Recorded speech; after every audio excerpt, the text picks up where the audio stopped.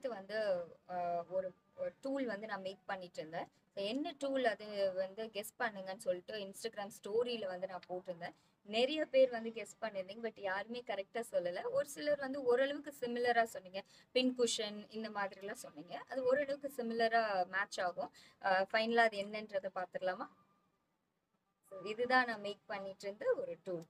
இது ரொம்ப நாள் நான் ஆசைப்பட்டு இதை பண்ணணும் அப்படின்னு வெயிட் பண்ணி பண்ண ஒரு விஷயம். நிறைய ட்ரையல் எரர்ஸ்லாம் பார்த்து ஃபைனலாக ஒரு பெஸ்ட்டாக நான் பண்ணியிருக்கேன். இது என்னன்றதை நான் சொல்கிறேன். இது ஆக்சுவலி ஃபைண்ட் அவுட் பண்ணுறது கஷ்டம் தான். பிகாஸ் இது டிசைனர்ஸாக இருக்கிறவங்க, டெய்லராக இருக்கிறவங்க, இவங்களுக்கெல்லாம் தான் நல்லாவே தெரியும். ஓரளவுக்கு தெரியும் கண்டிப்பாக. இப்போ இருக்கவங்களுக்குலாம் தெரியும்னு நினைக்கிறேன்.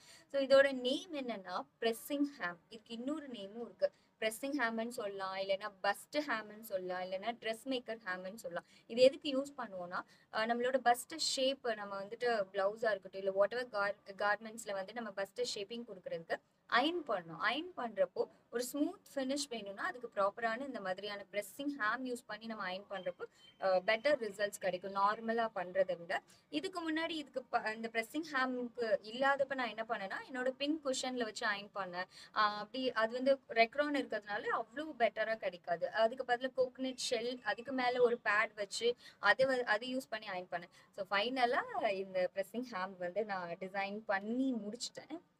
ரொம்ப ரசிச்சு ரசிச்சு பண்ண ஒரு டூல் இது.